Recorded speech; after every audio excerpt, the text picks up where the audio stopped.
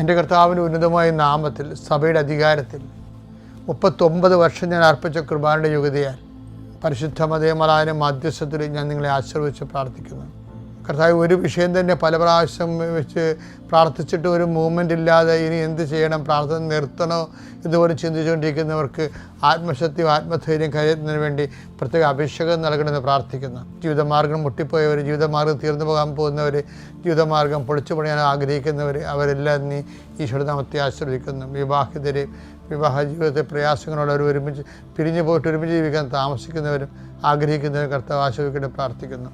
എപ്പോഴും ഓരോരോ രോഗാവസ്ഥ മാറുന്നില്ലല്ലോ, വീട്ടിൽ തന്നെ ബാധ്യമാണല്ലോ, മറ്റുള്ളവർ പറയണ രഹസ്യമായിട്ട് പറയണ പോലെ കേട്ടുകൊണ്ട് അതിൻ്റെ സംഘടിപ്പ് കൂടി അനുഭവിച്ചുകൊണ്ട് വീട്ടിൽ കഴിയുന്ന മക്കളെ അവർ കർത്താവ് ഏറ്റെടുക്കണം, അവരുടെ വേദന ഏറ്റെടുത്ത് അവർ സുഖപ്പെടുത്തണം പ്രാർത്ഥിക്കുന്നു.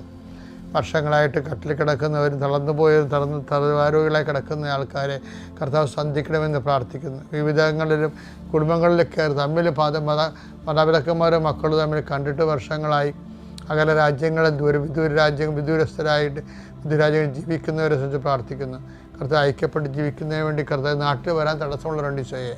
കേസ് കൊണ്ടും പലതരത്തിലുള്ള ബാനിങ് കൊണ്ടും സാമ്പത്തികമായ ബാൻസ് കൊണ്ടും നാട്ടിൽ വരാൻ പറ്റാത്തവരുണ്ട് ഈശോയെ. അതുപോലെ വിസ ക്ലോസായിപ്പോയവരുണ്ട് ഈശോയെ. കേസ് കാരണം ജയിലിലായിപ്പോയവരുണ്ട് ഈശോയെ. അവർക്ക് നാട്ടിൽ വരാൻ പറ്റാത്തവരുണ്ട് ഈശോയെ. ഒരുമിച്ച് ജീവിക്കാൻ പറ്റാത്ത മാതാപിതാക്കന്മാർക്കും ഭാര്യ ഭർത്താക്കന്മാർക്ക് വേണ്ടി പ്രത്യേകം പ്രാർത്ഥിക്കുന്നു.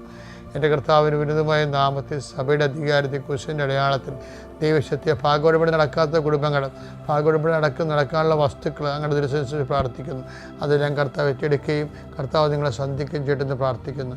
ഈശോയെ, ഓരോ ഡേറ്റുകൾ നമ്മളോട് പറഞ്ഞിട്ടുള്ളവരും അത് നീങ്ങിപ്പോകുന്നവരും, ചില ഗർഭിണികളെ കാണിച്ചിരുന്നുണ്ട് അബോർഷൻ ചെയ്യണമെന്ന്, അല്ലെങ്കിൽ സ്കാനിങ് കഴിഞ്ഞപ്പോൾ അബോർഷന് വേണ്ടി നിശ്ചയിച്ചിട്ടുള്ളവരുണ്ട്.